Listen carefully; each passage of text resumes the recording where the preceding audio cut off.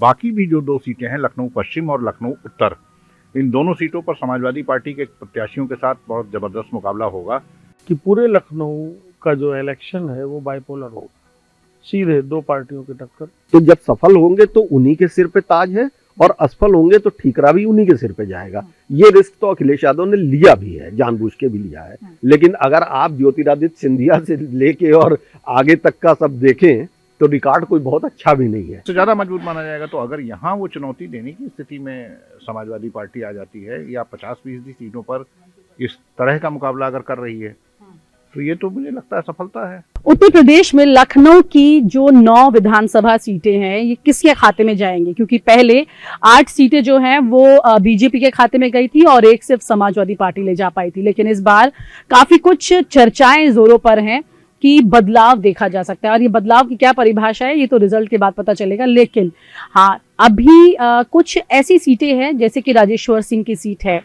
जैसे कि ब्रजेश पाठक की सीट हुई, या फिर आप बात करें पूजा शुक्ला की सीट की, तो ये चर्चाओं में बनी हुई हैं कि क्या इनका असर होगा। अनुराग भदौरिया जो है वो लखनऊ पूर्वी से चुनाव लड़ रहे हैं। तो इस तरह की इन तमाम सीटों की अगर हम चर्चा करते हैं लखनऊ में ही, लखनऊ के वरिष्ठ पत्रकारों के साथ, जो कि ये जानते हैं कि लखनऊ की इन 9 सीटों का कम से कम इस चर्चा से आपको अंदाजा हो जाएगा कि ये सीटें किसके खाते में जाती हुई दिखाई दे रही हैं। हमारे साथ वरिष्ठ पत्रकार इस वक्त मौजूद हैं। सर, सबसे पहले मैं ये जानना चाहती हूँ कि ये जो 9 सीटें हैं इसमें से श्योर शॉट किसकी क्लैरिटी दिखाई दे रही है, चाहे वो सपा की हो या बीजेपी की हो? देखिए, जहां तक मुझे अंदाजा दिखाई दे रहा है, एक तो बख्शी का तालाब की सीट, लखनऊ मध्य की सीट और सरोजनी नगर की सीट, इसके अलावा अगर 9 सीटों में हम जाएं तो मलिहाबाद की सीट, ये मुझे लग रहा है कि समाजवादी पार्टी को ज़्यादा बढ़त वाली सीटें हैं। और ये सीटें तो मेरे हिसाब से फिलहाल समाजवादी पार्टी के तरफ एकदम पलड़ा झुका हुआ है। हालांकि बाकी सीटों पर भी एक अगर लखनऊ पूर्वी सीट छोड़ दें, जहां पर बीजेपी को थोड़ा एज है, समाजवादी पार्टी के कैंडिडेट का उतना असर और उस तरह से रहा भी नहीं कभी, तो बाकी कोई क्लियर कट एज दिख नहीं रही है बीजेपी के लिए। लेकिन 4 सीटों पर मेरे समझ में समाजवादी मिनिमम बहुत आगे दिख रही है, बाकी सीटों पर वो लड़ रही है अच्छे से। 4 सीटें, मतलब इन 4 सीटों पर आपकी सहमति बनती है ये चली जाएंगी? क्योंकि 4 सीटें 9 में से जाना यानी कि काफी कुछ फर्क दिखाए, वो भी लखनऊ में। देखिए, लखनऊ में जिन 4 सीटों के बारे में अभी उत्कर्ष सिन्हा कह रहे थे, उन सीटों पर समाजवादी पार्टी को क्लियर कट एज दिख रही है। लखनऊ कैंट की सीट जरूर है कि भारतीय जनता पार्टी के पक्ष में अच्छा झुकाव दिख रहा है। और लखनऊ पूर्व के बारे में जो जिक्र किया वो, बाकी भी जो 2 सीटें हैं, लखनऊ पश्चिम और लखनऊ उत्तर, इन दोनों सीटों पर समाजवादी पार्टी के प्रत्याशियों के साथ बहुत ज़बरदस्त मुकाबला होगा और परिणाम किसी भी तरफ जा सकते हैं। उसका कारण सबसे बड़ा यह है कि समाजवादी पार्टी के प्रत्याशियों के मुकाबले जो भारतीय जनता पार्टी ने प्रत्याशी दिए हैं, वो प्रत्याशी क्षेत्र में उस कदर एक्टिव भी नहीं रहे हैं और क्षेत्र में उनका कुछ विरोध भी है। खुद भारतीय जनता पार्टी की जो अंदरूनी कलह है लखनऊ महानगर की राजनीति में, उसका भी कुछ असर इन सीटों पर पड़ेगा। तो मुझे लगता है कि कम से कम 6 सीटों पर भारतीय जनता पार्टी को सबसे ज़्यादा मुश्किल का सामना करना पड़ेगा। और एक सीट हम लोग भूल गए हैं, मोहनलालगंज की भी सीट लखनऊ जिले में आती है। मोहनलालगंज की सीट विपरीत हालात में भी समाजवादी पार्टी की जीती थी। इस बार समाजवादी पार्टी ने कैंडिडेट भी वहां चेंज किया है। इस सब के बावजूद समाजवादी पार्टी का एक अच्छा प्रभाव उस सीट पर भी है। तो आप मान के चलें कि मलिहाबाद, मोहनलालगंज, मलिहाबाद में समाजवादी पार्टी ने अपना पूर्व जो विधायक था उसका टिकट काट के वहां पर धोबी बिरादरी का कैंडिडेट उतारा है, जिनकी अच्छी तादाद है वहां पे। तो माइनॉरिटी वोट्स के साथ और उसकी कम्युनिटी के वोट के साथ वो एक अच्छा कॉम्बिनेशन है। बख्शी तालाब सीट के बारे में भी बताया, बख्शी तालाब सीट पर पुराने विधायक को टिकट दिया है, उनकी भी एक अच्छी वो है। लखनऊ मध्य की सीट करीब करीब भारतीय जनता पार्टी पिछली बार हारते हारते बची थी। इस बार प्रत्याशियों को देखने के बाद ऐसा लगता है कि भारतीय जनता पार्टी ने पहले से मान लिया है कि इस सीट पे तो हम चुनाव बहुत अच्छा नहीं ही लड़ सकते हैं। तो ये स्थिति लखनऊ की 5 सीटों पर तो कम से कम साफ नजर आ रही है। 2 सीटें लखनऊ की ऐसी हैं जिन सीटों पर एक अच्छा मुकाबला होगा। संभव भी हो सकता है कि इन 2 में से कोई एक सीट भारतीय जनता पार्टी के हाथ से निकल जाए। और सबसे जो हाई प्रोफाइल सीट इस बार उत्तर प्रदेश की राजधानी में है वो सरोजनी नगर की सीट है जहां पर सुपर कॉप कहे जाने वाले राजेश्वर सिंह का मुकाबला आईएम के एक्स प्रोफेसर अभिषेक मिश्रा के साथ है। और इस सीट पर जितनी कॉन्फिडेंट भारतीय जनता पार्टी दिखाई पड़ रही है, ये थोड़ा उसके लिए बहुत मुश्किल का सामना करना पड़ सकता है, क्योंकि वहाँ पर उनकी अपनी बिरादरी के जो वोट हैं उन वोटों में सेंधमारी करने के लिए कांग्रेस पार्टी का भी जो प्रत्याशी है वो उसी बिरादरी से है, यानी क्षत्रिय बिरादरी से है, जिसको जिला पंचायत का सदस्य वहाँ से जीता हुआ है। और शारदा प्रताप शुक्ला जो पुराने जी, निर्दलीय प्रत्याशी भी बनकर जब उसने चुनाव लड़ा है तो भी 20 से 30 हजार वोटों के बीच करीब करीब उसको वोट मिलते रहे हैं।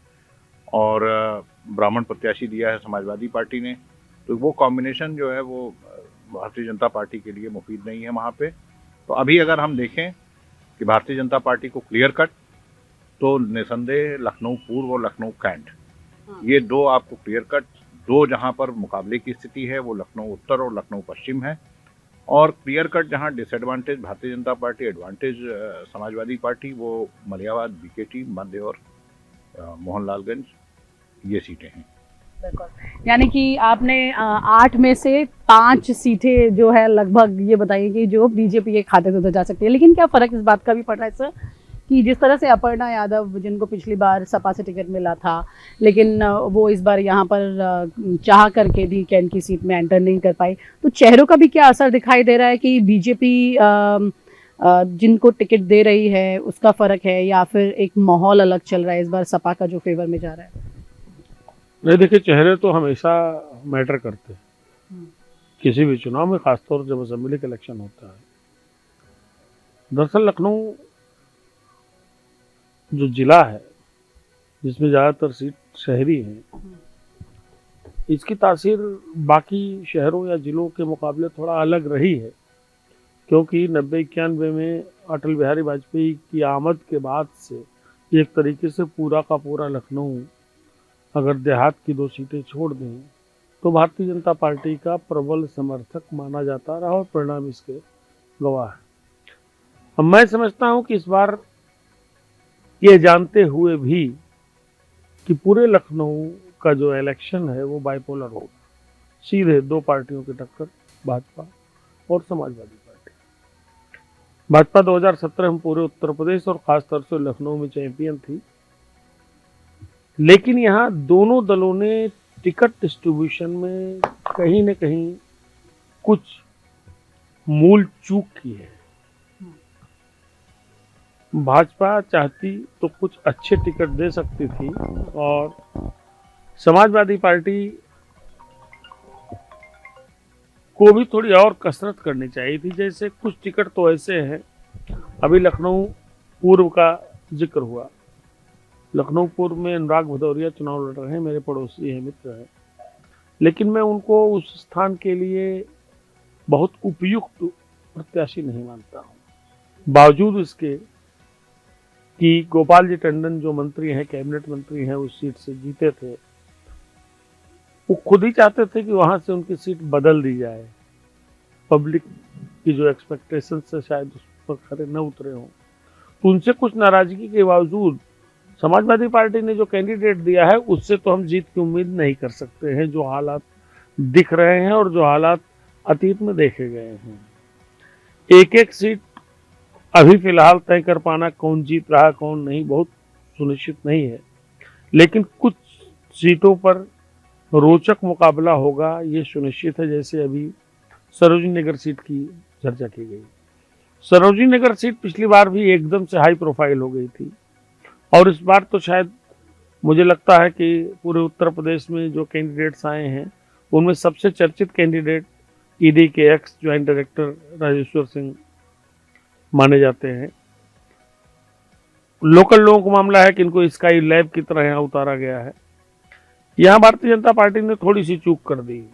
राजेश्वर सिंह के लिए अभी भी मेरा मानना है कि इनकी जो पैतृक सीट है सुल्तानपुर की ज़्यादा मुफीद होती, वहाँ बहुत ज़्यादा संघर्ष नहीं था, लेकिन अभिषेक मिश्रा को समाजवादी पार्टी ने उतार करके मुझे लगता है कि सीट की लड़ाई बहुत ही दिलचस्प बना दी है, खास तौर से उन परिस्थितियों में जब रुद्रदमन सिंह जो बतौर निर्दल उम्मीदवार 42,000 और 21,000 वोट वहाँ से पाते रहे हैं, और ठाकुर बिरादरी पर जिस परिवार का बड़ा रसूख आज भी चलता है, लोग उनको मानते हैं, ऐसे में एक क्षत्रिय कैंडिडेट वहाँ से उतार कर, हालांकि क्षत्रिय कैंडिडेट पिछली बार स्वाति सिंह वहाँ जीती थी, लेकिन इस बार जैसा आपने जिक्र किया कि चुनाव का माहौल 17 जैसा नहीं है, बदले हालात में चुनाव हो रहे हैं, दो पार्टियों में सीधी टक्कर दिख रही है।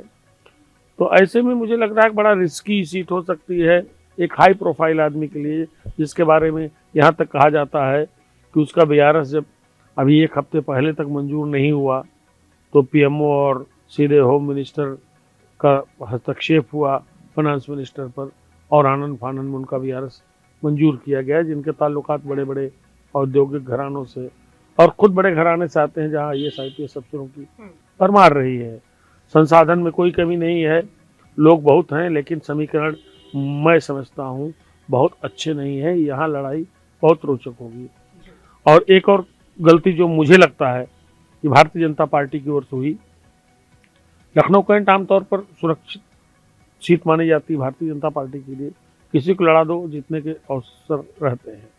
और तब जब भारतीय जनता पार्टी के ठीक एक दिन पहले एक बहुत साधारण से कार्यकर्ता को, एक कारपोरेटर को समाजवादी पार्टी ने टिकट दिया, ऐसे में भारतीय जनता पार्टी कोई और चॉइस वहां रख सकती थी, क्योंकि ब्रजेश पाठक भारतीय जनता पार्टी के पास लखनऊ में एकमात्र ऐसे चेहरे हैं जिनको आप कहीं से उतार दीजिए जीत के आसार अधिक होते हैं। और यह उन्होंने पिछली बार लखनऊ मध्य के चुनाव में प्रूव किया था, क्योंकि जो परिस्थितियां थीं लखनऊ मध्य की 2017 में, उन परिस्थितियों में चुनाव जीतना बहुत मुश्किल काम था। हालांकि इक्वेशंस भी कुछ ऐसे थे कि एक कांग्रेस से अलायंस था और कांग्रेस का एक मुसलमान रेबल कैंडिडेट आ गया जिसको अच्छे खासे वोट मिले और रविदास मल्होत्रा चुनाव हार गए। तो ऐसी सूरत में आप एक ऐसे अननोन फेस को, ठीक है वर्कर आपका पुराना होगा लेकिन फेस नहीं है, ये लखनऊ शहर है, यहाँ फेस की बड़ी वैल्यू होती है, आप चेहरा क्या कौन उतार रहे हैं। ऐसे ही समाजवादी पार्टी ने गलती की, ठीक है अच्छी बात है, एक युवा लड़की को जो काफी चर्चा में रही, छात्र संगठन की राजनीति करने वाली पूजा शुक्ला, आपने उसको कैंडिडेट दिया, और एक ऐसे उम्मीदवार खिलाफ कैंडिडेट दिया जिसके खिलाफ भाजपा के सिटिंग विधायक के खिलाफ स्थानीय नाराजगी बहुत अच्छी खासी थी, इसका आकलन सब कर रहे थे। मुझे लगता है कि वहाँ कोई हैवी वेट इनको रखना चाहिए था, और लखनऊ पूर्व में भी इनको कैंडिडेट कोई और बेहतर विकल्प, किसी रिटायर्ड ब्यूरोक्रेट को रख देते तो शायद बेहतर चुनाव लड़ लेते। लखनऊ वेस्ट में अच्छी फाइट है, लखनऊ वेस्ट में भी एक कार्यकर्ता को टिकट दिया भारतीय जनता पार्टी ने। मुझे लगता है कि कार्यकर्ताओं को तो आप कभी भी संतुष्ट कर सकते हैं। इस वक्त जो लड़ाई है बहुत कठिन लड़ाई है, लखनऊ राजधानी है, यहाँ कम से कम बहुत ठोंक बजा करके समझ करके टिकट देने चाहिए थे, कोई हैवी वेट लाना चाहिए था। Doctor Dinesh Sharma deputy CM है, उनको आप नहीं उतार सकते थे, आपने 5 साल उनको उत्तर प्रदेश का उप मुख्यमंत्री बनाया, लखनऊ के बासिंदे हैं, यहाँ से 2 बार मेयर का बहुत थम्पिंग मेजॉरिटी से चुनाव जीत चुके हैं। मेयर का चुनाव तो पूरे शहर का चुनाव होता है, तो आप किसी एक असेंबली में उतार करके अपनी जीत तो आप तय कर सकते थे, आपने उनको नहीं उतारा। आप वेस्ट से उतार सकते थे, आप सेंट्रल से उतार सकते थे, जहां दोनों जगह आपने अपेक्षाकृत कमजोर कैंडिडेट दिए हैं। तो गलती इधर से भी हुई है, गलती उधर से भी हुई है, गलतियों का नतीजा निश्चित रूप से हम गलती करेंगे तो हमारा अपोनेंट उसको फायदा मिलेगा। तो लखनऊ में एक मिश्रित परिणाम की उम्मीद की जा रही है। आज की तिथि में जो स्थितियां हैं, आपने अपर्णा यादव की बात की, मैं नहीं मानता हूं कि अपर्णा यादव के टिकट की कोई बार्गेनिंग हुई थी। अपर्णा यादव का तो इस्तेमाल भारतीय जनता पार्टी ने, वो जो 3 मंत्री गए थे उनके जवाब में कर लिया एक माहौल बनाने में। निश्चित रूप से जब ऐसे बड़े परिवार से आप किसी को तोड़ के लाते हैं, अपने पाले में करते हैं, तो कुछ न कुछ डीलिंग ऐसी होती है। जब संजय सेठ जैसा एक, लेकिन अपर्णा यादव कुछ तो सोच करके गई थी और कुछ तो उनकी भी उम्मीदें रही होंगी, क्योंकि यहाँ पर उनका एक टिकट कंफर्म रहता था और वहां पर उनको टिकट के लिए जगह भी नहीं मिली है, ये भी एक बड़ा सवाल है ना सर। आपकी बात सही है, लेकिन अपर्णा यादव स्वयं चुनाव हार चुकी हैं, उनको सारी परिस्थितियों का पता है। हो सकता है भारतीय जनता पार्टी ने उनको कुछ उम्मीद भविष्य के लिए उनके मस्तिष्क में रखी हो कि हम आपको विधान परिषद भेज देंगे या राज्यसभा भेज देंगे। जब संजय सेठ जैसा एक धूर्त व्यवसायी, एक उद्योगपति, एक बिल्डर भारतीय जनता पार्टी में शामिल हो करके फिर भारतीय जनता पार्टी के टिकट पर राज्यसभा में जा सकता है, तो अपर्णा यादव से भारतीय जनता पार्टी कोई, मुझे लगता है कि कोई धोखा नहीं करने वाली है।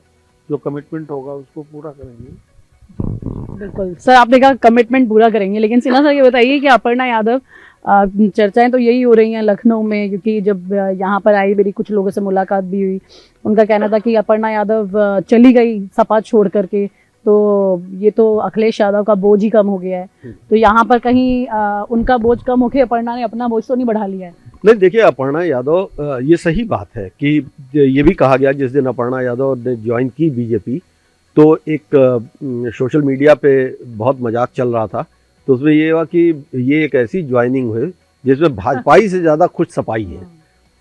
अपर्णा यादव देखिए एक तो न्यूसेंस बनी हुई थी समाजवादी पार्टी के लिए लगातार, जब से योगी मुख्यमंत्री बने तो कभी मोदी के कार्यक्रम में चले जाना, कभी योगी जी के साथ गौशाला चले जाना, या अपने आप को नेशनलिस्ट बताते हुए सरकार की तारीफ करना, तो वो एक प्रेशर पॉलिटिक्स बना रही थी अखिलेश यादव को। ज्वाइनिंग के वक्त में खुद पूछा सत्येंद्र सिंह से कि मुझे बोलना क्या है, वो नहीं, वो अपर्णा यादव कभी बहुत इंटेलिजेंट पॉलिटिशियन के तौर पर तो इतने दिनों में दिखाई नहीं दी, सिवाय इस आइडेंटिटी के कि मुलायम परिवार की वो एक बहू है। दूसरा, इस बार के चुनाव में एक बड़ी साफ बात थी कि ये एकदम तय था।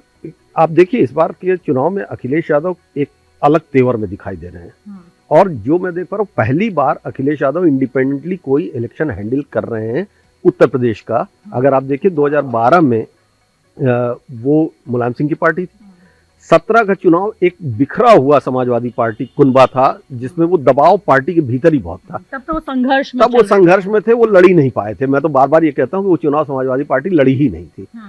अब अखिलेश यादव ने जब अपने आप को संभाला, 2 बिटर एक्सपीरियंसेस भी अलायंसेस के हुए उनको बड़ी पार्टियों से, उसके बाद जब उन्होंने अपनी स्ट्रेटजी प्लान की, तो आप देखिए इतना वो स्ट्रिक्ट फॉलो कर रहे हैं कि इस बार समाजवादी पार्टी, जो मुलायम कुनबा कहा जाता था, इसमें टिकट नहीं है, रेयरली टिकट है।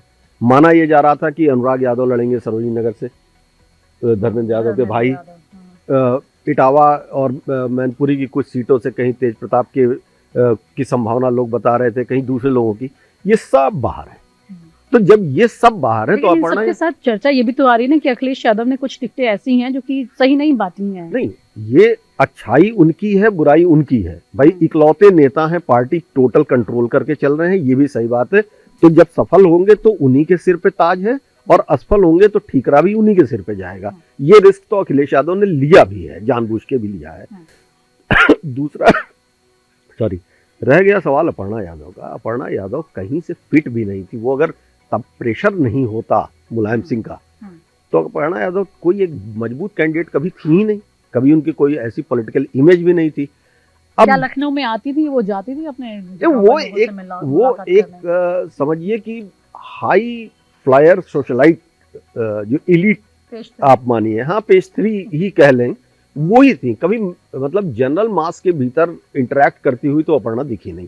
कुछ शोज बनते थे उनके, कोई इवेंट बनता था और उस इवेंट में वो होती थी। तो वैसे भी उनकी जो सराउंडिंग है वो भी वही नहीं, यादव बहू का प्लेटफॉर्म भी एक क्वेश्चन मार्क है।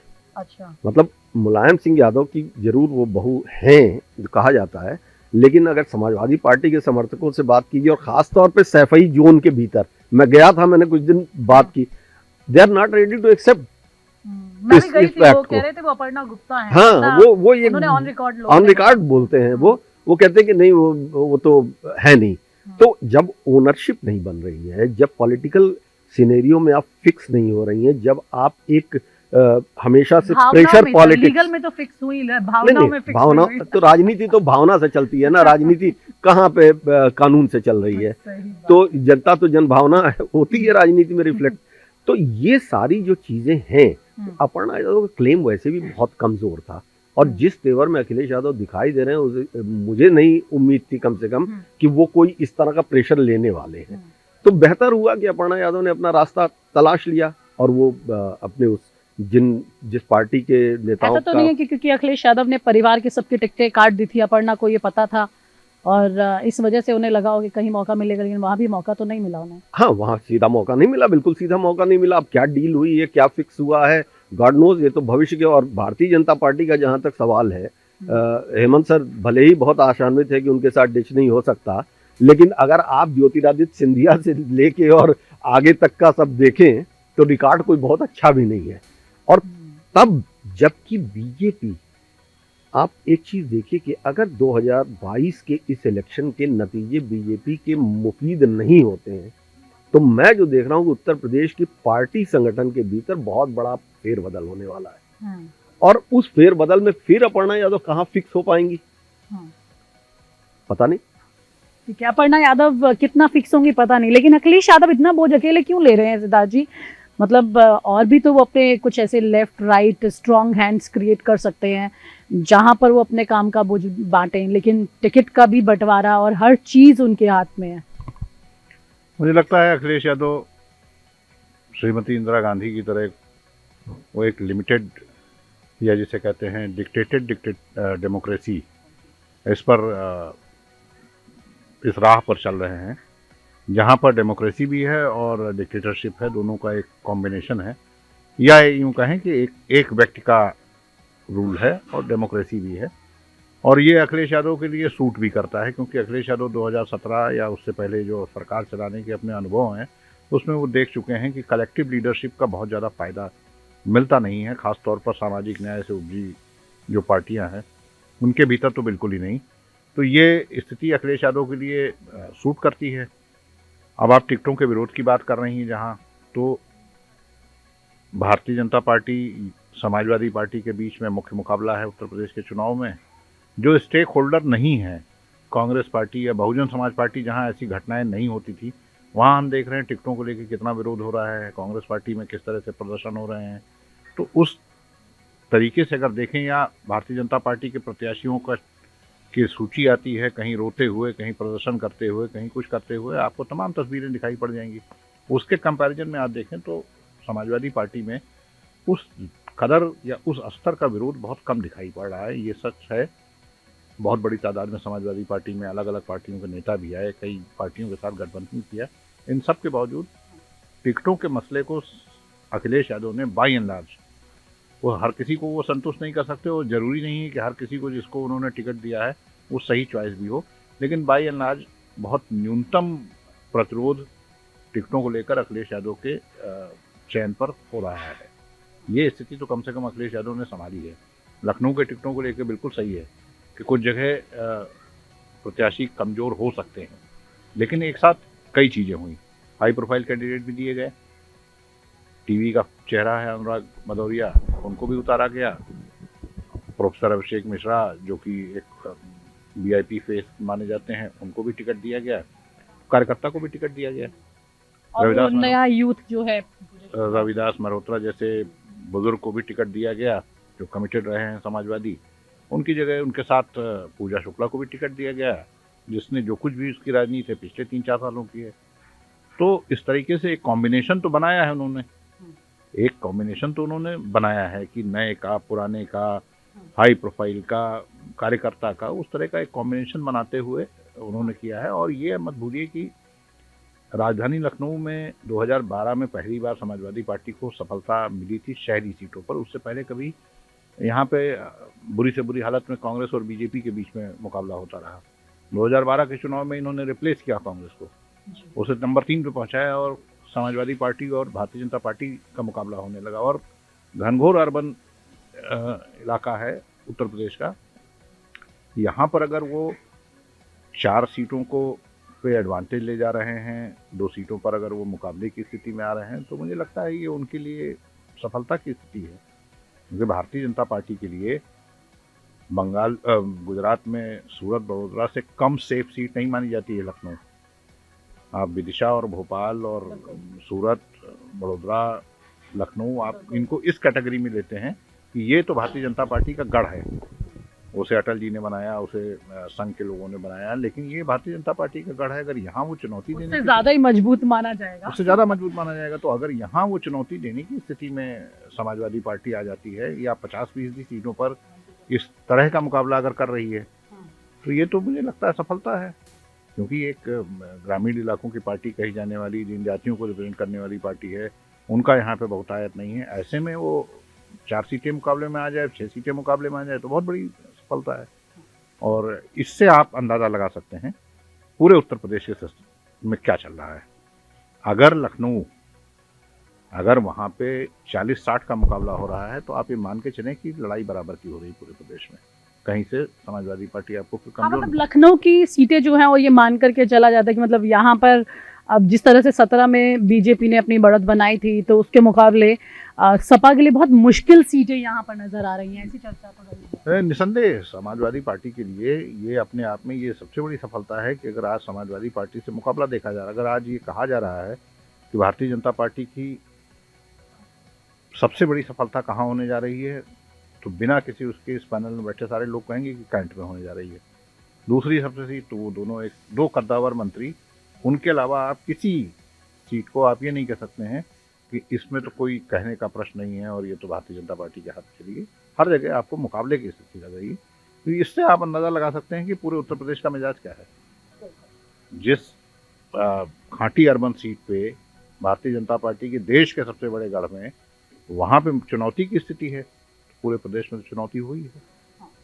तो सिद्धार्थ जी ने और उत्कर्ष सिन्हा जी ने और हेमंत तिवारी जी ने जिस तरह से लखनऊ की सीटों की पूरी तस्वीर बताई है, ये कह सकते हैं कि दिल्ली में कई सारे पत्रकार हैं जो चर्चा करते हैं कि आखिरकार माहौल क्या है, क्या माहौल है लखनऊ में। क्योंकि उत्तर प्रदेश, जैसा सिद्धार्थ जी ने कहा भी कि अगर उत्तर प्रदेश को समझना है तो लखनऊ की सीटों के इस पूरे गणित को समझ लीजिए कि आखिरकार 10 मार्च को क्या होने वाला है। तो यहाँ पर ये कहा जा सकता है कि सपा के लिए 2012 का जो साल था उतना अच्छा नहीं, लेकिन उतना बुरा भी नहीं होगा जो कि 2017 में था। यानी कि 2022 में काफी कुछ टक्कर की जो तस्वीर चल रही है उसमें कुछ फायदे की तरफ और बढ़त की तरफ जो पैनलिस्ट ने कहा है जैसा वो समाजवादी पार्टी के लिए दिखाई देता है। लेकिन कुल मिलाकर के 10 मार्च को तो नतीजे आ ही जाएंगे। लेकिन ये कहा जा सकता है कि उत्तर प्रदेश की जनता अपना मूड अक्सर जो बदलती रहती है 5 साल में, उसका अंदाजा आज तक कोई भी नेता लगा नहीं पाया कि आखिरकार ऐसा क्यों होता है। शुक्रिया। और आप हमसे जुड़े रहने के लिए सब्सक्राइब करें YouTube पर, फॉलो करें Twitter पर और लाइक करें Facebook पर। और ज्यादा जानकारी के लिए आपको टाइप करना होगा सिर्फ न्यूज़ नशा।